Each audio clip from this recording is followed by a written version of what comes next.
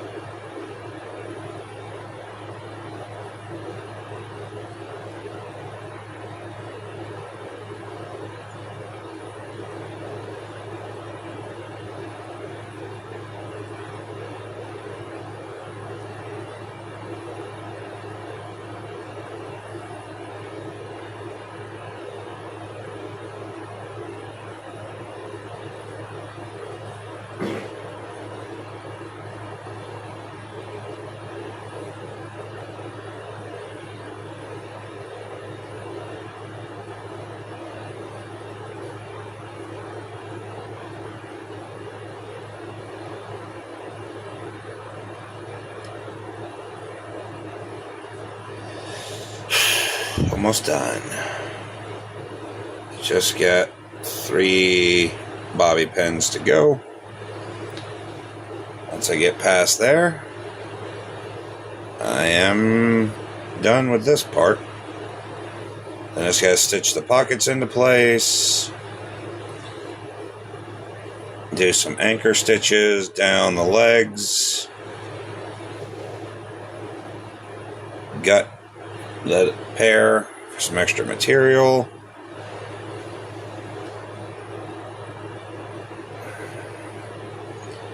Make damn sure this thing is not falling apart on me.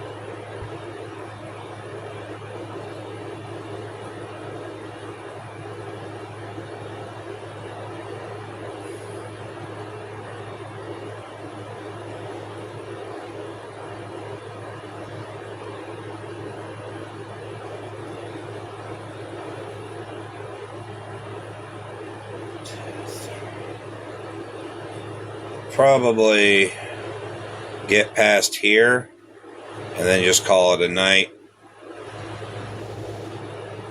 So I don't think I'm going to be able to get all this done in one final sitting.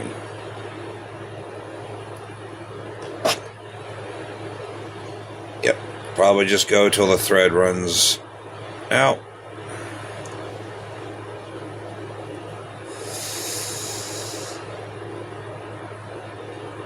Stitch it up, tie it down, call it a night. It's a marathon, not a race. Just gotta keep reminding myself of that.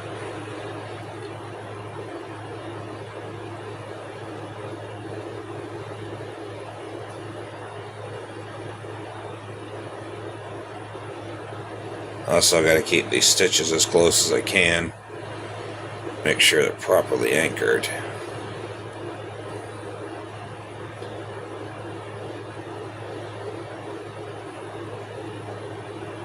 Last thing you want is for this thing to come apart on you in the middle of winter.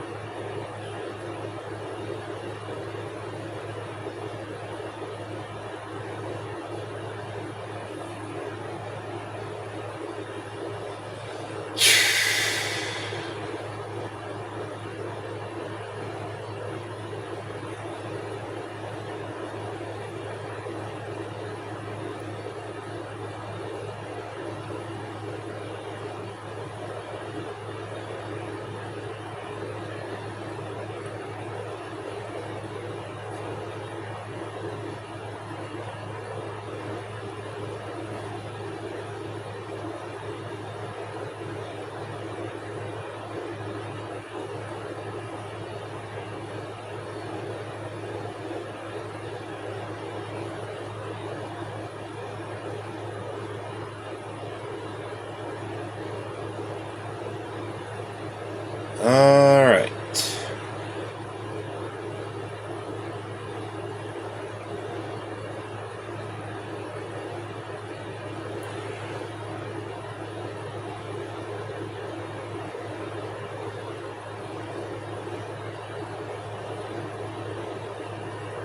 Oh. Yep.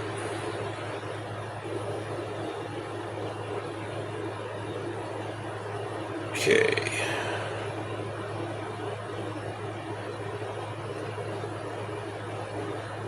Right there.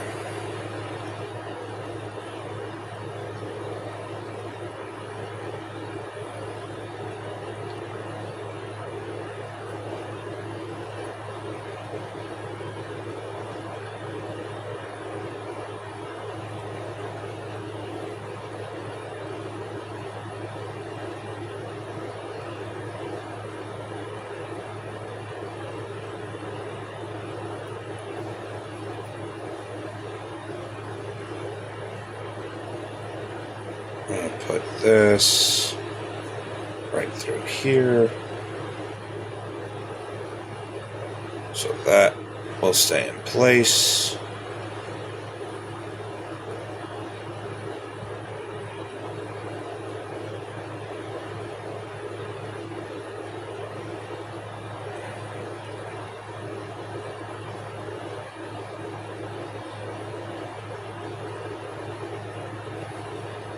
See how far this thread will go.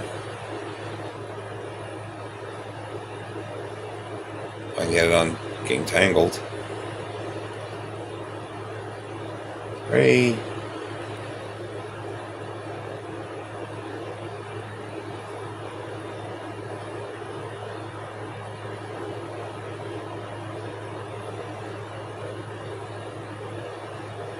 One, 2, 3.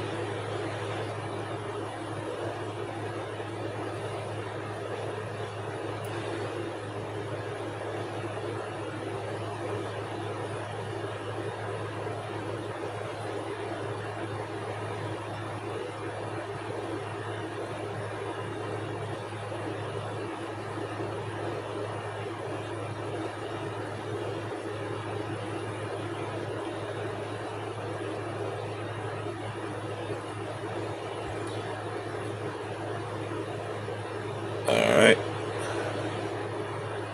Looks like that's as far as she'll go.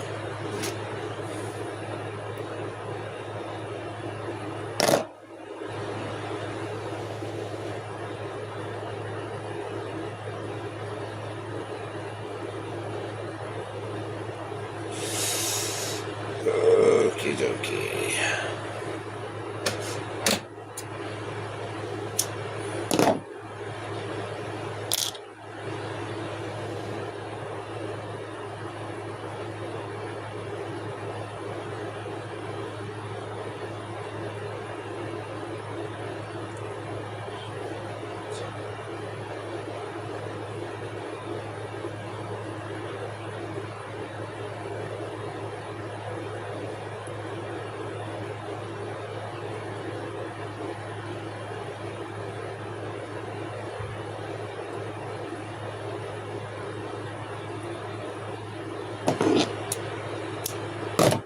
Okay. First of all, there is no privilege.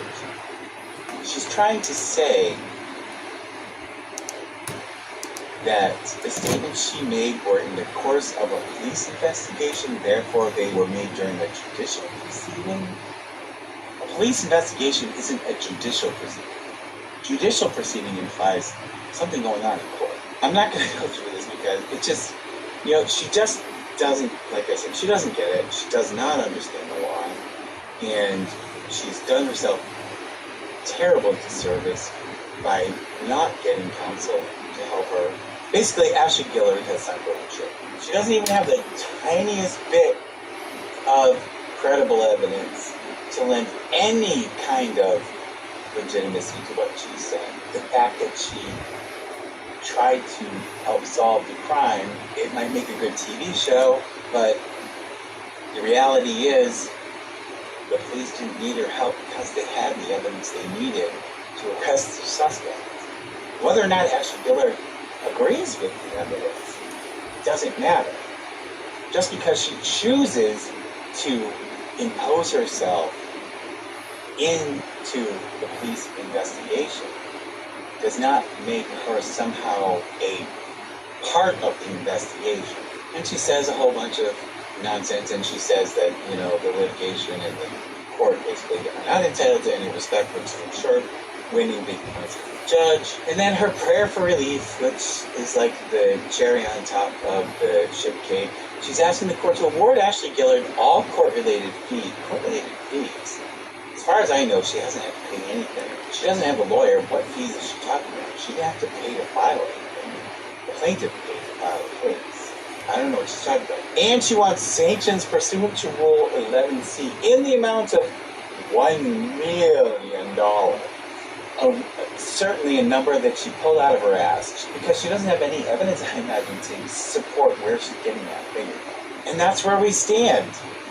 My prediction? I think the motion for summary judgment gets granted, because I agree with the plaintiff that what is there left to adjudicate for? If you take the admissions as admitted, and looking at the absolute lack of any supporting evidence on Ashley Gillard's part, what is there to decide in trial? And I think Ashley Gillard is going to have judgment against her, although good luck, Professor Schofield, with collecting a dime from her, because something tells me she's what we call judgment proof. But clearly, I think the professor knows that from the outset. This is all an exercise to clear her name and to punish Ashley Gillard, and basically also to make an example of her, so that more fools on TikTok don't decide to become armchair detectives and use their ayahuasca hallucinations as, that's a joke, by the way, as an investigative tool. Okay? So, let me know what you think down below. But again, that's my prediction, that's my opinion on the whole mess. Okay, so as promised, hey there, I'm the Madcaster. Am I glad to see you here? Well, you may remember the infamous TikTok psychic who claimed she had solved a crime which ended the lives of 4 University of Idaho students last November. Well, she ended up getting into some trouble, and a defamation lawsuit was brought in federal court against her. Well, there's been some developments. I've got the deets and all the receipts, so buckle up and let's go.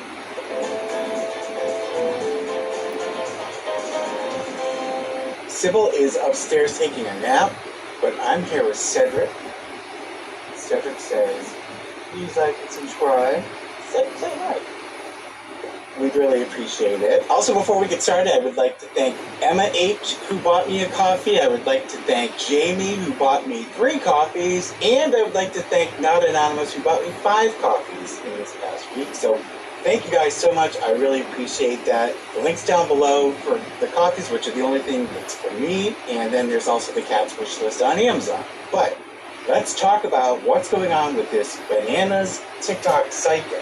So last night I got a call from a YouTuber, Tozy, who I like very, very much.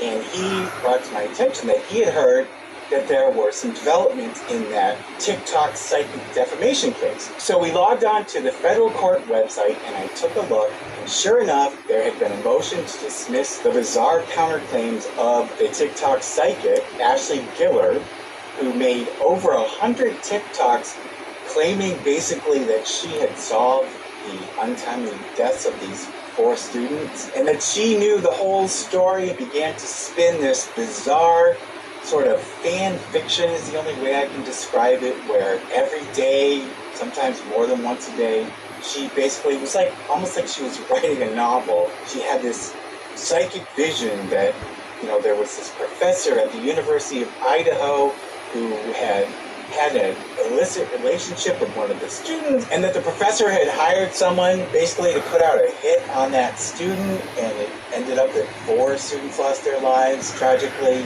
and it just was really, really bizarre, okay? And the police, after this happened, not too long afterwards, they did apprehend a suspect, and the police determined basically that he was working alone and that it was a really tragic, senseless crime that unfortunately took the lives of 4 innocent people. Now, the crime didn't just affect those 4 students, it affected their families, their friends, their classmates, the faculty and staff, I'm sure, of the university, and it made news all over the country. Everyone was relieved, I think, that they apprehended the suspect, and I think everyone thought, well, now justice can proceed. So hopefully this absolute sociopath will end up spending his life in jail, or maybe worse, I don't know, and people could get closure and move on. Well, Ashley Gillard, the so-called TikTok psychic, had different ideas. She thought that she had this otherworldly vision and was getting this like psychic information. They know it was Rebecca Schofield, the professor who apparently didn't even know any of the students, who had done this, and she spun this wild yarn about everything that happened and going into like sometimes excruciating detail, so that, I don't know, some people might have thought maybe she knew something that the police didn't, but turns out, no, that's not the case. So Rebecca Schofield, the professor, understandably, was extremely upset. I mean, I think anybody would be in her position to suddenly have this stranger on TikTok making these bizarre claims that you were involved in the deaths of 4 students. So Rebecca Schofield did what any normal person would do. She contacted Ashley Gillard and she said, "Please stop. None of this is true. Where are you getting these crazy ideas from? I'm not involved in any way, shape, or form. You're hurting my reputation. You're smearing my name in the media and on social media. Stop it." Ashley Gillard, nope, refused to stop, just kept right on going. And so, finally out of frustration, Rebecca Schofield filed a defamation case in federal court in Idaho, which she had the right to do. Ashley Gillard did not respond in time, so Rebecca Schofield's lawyers moved to have a default judgment entered against Ashley Gillard. Well, of course, when Ashley got notice that they had asked for a default, she suddenly contacted the court, filed her answer with the court, and asked the court not to enter the default. And the court, because, as courts do, Ashley Gillard is pro se, she's not represented by an attorney. That's a smart thing, especially in this kind of a case. The courts will usually give a lot of leeway to a pro se defendant. They granted her motion, the default did not enter. Ashley Gillard filed her answer, which you have to do. But as you can do in any lawsuit, she also filed a bunch of really bizarre counterclaims. A counterclaim, as I've explained before, and you guys who haven't seen me before, I am a real lawyer. I practice law every single day. I'm in court most days. But when you file your answer, you can file what is called a counterclaim. Counterclaims are basically you're countersuing the plaintiff who's suing you. And it can all be done within the same lawsuit. So you don't have to, as a defendant, you don't have to file a separate lawsuit. So Ashley Gillard made these counterclaims, and of course, anybody who looked at them thought, are you kidding me? What are you on? And so Rebecca Schofield's lawyers, of course, filed a motion to dismiss. I'm going to show you what the argument was, part of it. There's so much to these documents, I'm not going to go into all the details, but I'm just going to read you like the best bits. They filed their motion, made their argument, there was a hearing held, the judge took it under advisement and wrote a very long opinion. And basically, as you'll see in a minute, the judge really basically ripped Ashley Gillard a new one, and we'll talk about her ruling in just a second. So let's look at the motion to dismiss. Here's the motion, and they said that defendant Ashley Gillard has filed 11 frivolous counterclaims alleging that the plaintiff Rebecca Schofield had an inappropriate affair with a student, ordered the deaths of 4 students, conspired with her attorneys, to sue Gillard for defamation, to evade suspicion, this is a quote, to evade suspicion, obstruct justice, and to avoid criminal investigation. In support of her claims, Gillard says her spiritual research into the murders at the University of Idaho intuitively led to the University of Idaho History Department. Okay, that, I don't quite understand how that connection happened, but Ashley Gillard has spiritually inquired. So I guess she's got like a hotline to the afterlife, or got out her Ouija board, I don't know. She spiritually inquired into each person listed, everybody listed on the History Department's webpage. And her insight for Rebecca Schofield revealed that she was in a relationship with, and she names the student, but I'm not going to say the name, that broke up, and that Rebecca Schofield then initiated the ending of the student's life. And it said not only did she plan the crime, but she hired help to carry it out.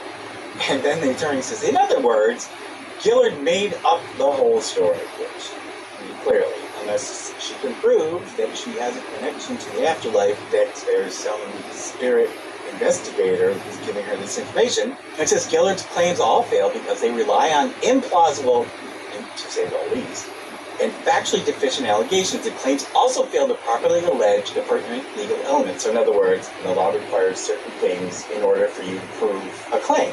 And they're saying Ashley Gillard didn't do that, and when you look at them, I don't know whether she got stuff off the internet or what, but clearly her arguments were not correct. And then it says that Gillard should not be allowed to use this court as a platform to make frivolous allegations to continue her shameless self-promotion at the expense of Professor Schofield's reputation and peace of mind and the victim's memories, which is equally, if not more important. And so they want the court to dismiss all 11 counterclaims, and they ask the court for attorney's fees. So, of course, once this motion was filed, Ashley Gillard responded. And I'll just read you a little bit of what she had to say in her defense, why the court should not dismiss the counterclaims, and it's a lot of, what. And I'm just going to read little bits here, because I'm not going to read the whole thing to you. So what Ashley argues, and this is true, when the court considers a motion to dismiss, they need to construe the facts in the most favorable light to the party whose claims the motion is seeking to dismiss. So the other side's claim. So basically, you don't want to dismiss something that really should go to trial to decide whether there's actually a merit to the claims, and Ashley basically saying that. This is what really gets me. If you look here, not only has she said all this horrible stuff, but she restates it all again in her opposition to the motion to dismiss. And I'll just look at this little bit where she says, Rebecca Schofield planned, initiated, ordered, and executed the demise of 4 University of Idaho students on November 13, 2022.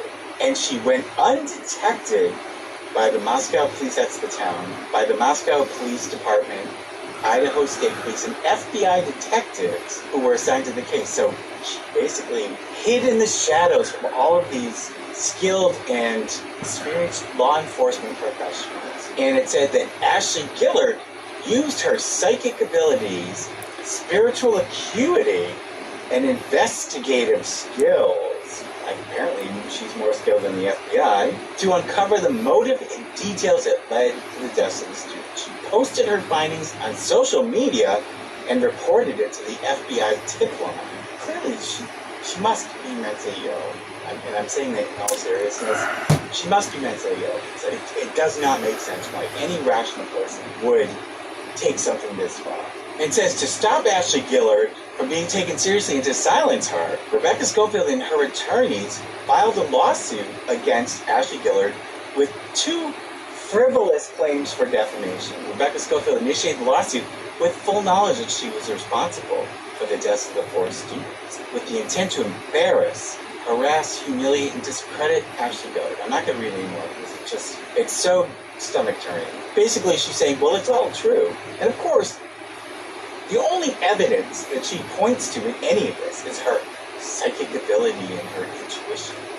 It's like, well, I hate to break it to her, and, I'm making light of some of this, but we're not talking about the actual crime, so please don't think I'm, taking the situation lightheartedly. I'm not at all. It absolutely makes me sick and upset to think about what happens to poor kids. But what I'm making fun of is the fact that this nut job, in my opinion, is actually believing that she's setting out an argument that proves her facts, because it's just nonsense. So basically what she's saying is Rebecca Schofield and her attorneys are defaming her. They're suing her to shut her up, basically. Well, yes, they are, but not for the reason that Ashley Gillard was. Now, in their motion to dismiss these counterclaims, this is a standard thing that attorneys do. But basically, Rebecca Schofield's attorneys say that they should also get attorney's fees because basically the claims are frivolous and they have to take the time now to argue to get them dismissed. Courts rarely will grant attorney's fees for a motion that's during the process of litigation like this. If you win, oftentimes they'll grant you your attorney's fees, but they usually won't for something that's basically part of the normal course of litigation. So the court did not grant the legal fees. But let's take a look at what the court had to say about Miss Ashley Gillard and her psychic acuity. Here is the judge's decision. Now, this thing is like, I think it's 23 pages long. I'm only going to read you the most interesting bits. I'm not going to go through all, like, she goes through all the factual and procedural background and the legal arguments. I'm going to skip over all of that because I don't want to bore you. And let's just skip to, like, the, I don't want to say good part, but the most interesting part. So, the judge says, defendant's counterclaims against the plaintiff are factually implausible. So, the court is agreeing with Rebecca Schofield's attorneys. And this is what the judge says.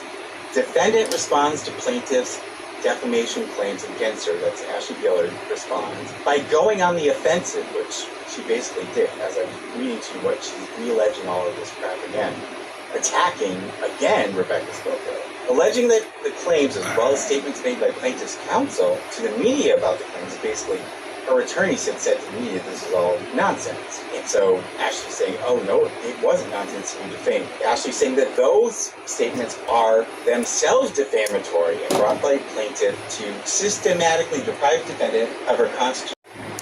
The action gets defendant to silence her. The judge now, I think, is, as the British would say, taking the piss, because she says that the plaintiff orchestrated the crime and then colluded with her counsel to bring this action against defendant to silence her clairvoyant insight into the true extent of plaintiff's involvement. The judge says, the problem with this theory, however, is that there is no objective basis to believe that plaintiff did the things that defendant publicly and repeatedly claims she did. Defendant insists her intuitive abilities, spiritual acuity, and investigative skills into the murders led her to the plaintiff. And the judge says, significantly, only defendant has these opinions about plaintiff. The court is unaware of similar claims from any other sources or the existence of any independent evidence remotely suggesting the same. When pressed for corroboration during oral argument, which during the hearing on the motion to dismiss, defendant merely responded that she believed her allegations about plaintiff were true and that with discovery, she can find evidence to bear this out. And discovery is when each side asks the other side for certain documents or to answer questions to help them, each side, prove their case. Some things aren't discoverable. It has to be like pertinent to the facts of the case. And then with discovery, she actually can find evidence that bears this out. So in other words, she doesn't have any evidence, but she thinks if she goes and requests all kinds of stuff from Rebecca, she'll be able to get the evidence that she needs to back up the claims, though she shouldn't be making the claims without evidence in the first place. You don't say, you did this, and then go try to find the evidence to support it. You have to have a reasonable suspicion that somebody did something. You can't just make it up out of thin air in the hope that you throw a dart and it lands on a target. And then she says, defendant also claimed that plaintiff, as a professor at the university, because she's a professor, possibly, and this is, the judge put this in italics, knew the deceased students and was involved in the crime. The judge says, without more, these explanations do not support a plausible claim for relief. And she cites a case that's considered like authority. She's to begin, defendant cannot use discovery as a fishing expedition to find facts that might validate her counterclaims. This ready, fire, aim approach is not permitted under the Federal Rules of Civil Procedure. Moreover, on a motion to dismiss, courts generally may not consider materials, including discovery, other than a complainant's allegations and documents made part of that complaint. The pleading requirement does not provide a key to unlock the doors of discovery for a plaintiff armed with nothing more than conclusions. Again, a complaint must be plausible on its face. That's what I just said. You can't just make something up, go hunting through documents and ask questions and hope that you're somehow going to miraculously be able to substantiate what you're claiming. That's not what discovery does. You can't just ask for anything. It has to be pertinent to the facts that you've alleged in your complaint. By what the judge is saying in this decision, I am going to bet you that there is a motion for summary judgment coming not too far in the distant future. Basically, for those of you who don't know, a motion for summary judgment is something that you file with the court before the trial. And basically what you're saying is, we've examined all the facts, we've conducted discovery. After reviewing everything, we don't believe that the other party has a case, and therefore we want the court, without going to trial, to enter judgment in our favor against the other side.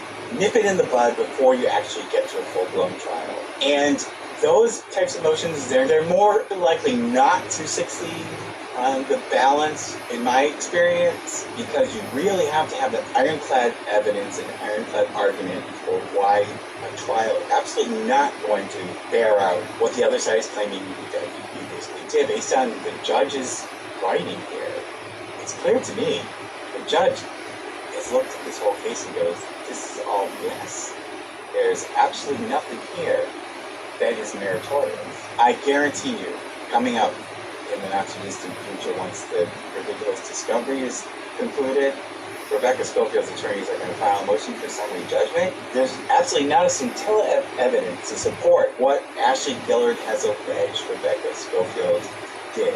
It's all fantasy and BS, but there's nothing really to proceed to trial on tonight. I'm going to put my money on Rebecca Schofield's attorneys are going to file a motion for summary judgment, which the court is going to grant. That's going to end the case. They're going to find that Ashley Gillard is liable for defamation, and that they are going to, I'm sure, award significant damages. Unfortunately, as with a lot of these cases, the odds of Rebecca Schofield collecting whatever damages she ends up getting is probably slim to none. And we talked about this before. Rebecca Gillard, I wouldn't be surprised if she immediately files for bankruptcy, and that would basically make her judgment proof. It's sad, but it's true. Now, whether criminal charges will come out of her interference with the investigation, Rebecca Schofield is getting her day in court, and of course, I believe she's going to prove that Ashley Gillard is absolutely full of shit. Rebecca Schofield really didn't have a choice, morally. I mean, this woman is saying this crazy stuff about her and won't stop, even though she's been asked to stop. And what else can you do to stop her and to set the record straight? You have to go through this exercise of a lawsuit. It's unfortunate because Rebecca Schofield is having to fork over tens of thousands of dollars in attorney's fees just to fight this nonsense. And then in the end, she's not even going to get anything out of it other than the proof that this was all nonsense. When this is all said and done, Ashley Gillard should really get herself some help, because sincerely, I think that she needs it. I hope she does get help. Ashley, please get help. Please stop doing this. Please don't do it to anybody else. I know they're...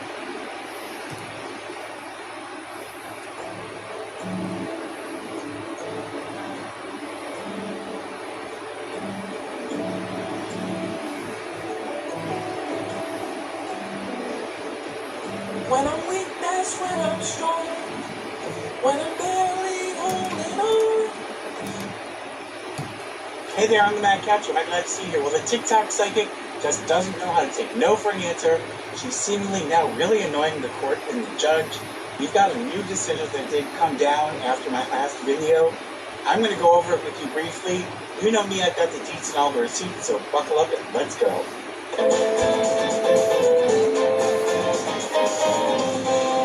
So you guys, I'm here once again with Civilly Enforcer. She's Burnway. And she's very content. She wants to go to bed. She's such a good girl. She just sits in here. There are cats sleeping all around me. But anyway, so the TikTok psychic. So I just did a video not that long ago, last month, about new rulings that have come out of the court. Well, there's yet another ruling that came out after that. And hopefully this is the last one before they get to the trial to decide the damages that the professor is going to receive against the TikTok psychic. But this one is a decision on a motion that Ashley Gillard had filed to alter or amend judgment. We're just going to breeze through it. I'm going to just give you sort of the highlights of what the judge had to say about yet another basically useless, frivolous motion filed by TikTok Psychic as she continues to flail around because she didn't have sense enough to get a lawyer. But anyway, so let's talk about it. You can see here it's Rebecca Schofield versus Ashley Gillard. You guys know now a lot about this case, but memorandum decision in order regarding defendant's motion to alter amend judgment. This is pending before the court. This defendant's motion to alter amend judgment. Because the court conclusively finds that the decisional process would not be significantly aided by oral argument, the motion will be decided on the record and without oral argument. As discussed more fully below, the motion is denied. So in other words, the judge is just, I've said this to you before, but it's what they call like taking on paper. So the judge doesn't want to have them come into court and argue their briefs. And she's just going to take what they've written, what's on the record, and she's just going to make a decision based on that. So I'm not going to go over all of the background again because you guys by now know the story. So, basically there were some terrible deaths of some students from the University of Idaho that happened. They catch somebody who they believe is the culprit. This person, Ashley Gillard, is the TikTok psychic, had insisted that she, through her intuition and tarot cards, knew that this poor professor at the University of Idaho was responsible for the deaths of these students. And of course, it's nonsense. And she was given warnings to stop it. She didn't. The lawsuit was filed by the professor, and I don't blame her. And we've been going around now with all of these motions. And based on a motion, judgment was entered in favor of the professor who was the plaintiff. And the court found that Ashley Gillard was liable for the defamation. And so now basically all that's left to do is to go to trial and decide damages. Well, Ashley Gillard has been filing these motions that are just really ridiculous because it really doesn't have any legal basis to have any of the decisions changed, but she still keeps trying. So let's just breeze through this. I just got another alert that my personal information was found on the dark web, and that's because I use Aura. Something does happen. They also provide a bunch of other features. Like Aura also makes it easy for you to check to see if your information is listed with data brokers, and they make it really easy for you to get your information removed from the data brokers who are selling your information to anyone who wants to pay the fee, which is crazy. They also provide a VPN service and a lot of other great features. Much like you. And thank you, Aura, for sponsoring this video. I've highlighted the most important parts of this, and we're going to skip over all the rest. But the extent of plaintiff's damages, if any, remains an issue for trial, so that's all that's left to be decided. Now, via the pending motion, defendant moves for reconsideration, alteration, or amendment of the court's June 6, 2024 Memorandum Decision and Order, MDO, pursuant to Rule 59. Specifically, defendant argues that 1, it was based upon a manifest error of law, 2, should be amended to prevent manifest injustice or an impediment to justice due to the lack of judicial impartiality, and 3, erroneously allows for excessive damages. According to defendant, these reasons warrant the wholesale dismissal of the case under Rule 12H3. Plaintiff opposes the motion in its entirety while also preliminarily arguing that it is procedurally improper. These arguments are considered below. So, briefly, the legal standard, the Federal Rules of Civil Procedure allow parties to move for reconsideration of court orders where a judgment has been issued. A motion for reconsideration may be brought pursuant to Rule 59E, and that sets a deadline for motions to alter or amend judgment. In all other situations, the court has discretion to reconsider its decisions under Rule 54B, which permits the revision of interlocutory orders at any time before the entry of a judgment adjudicating all the claims and all the parties' rights and liabilities.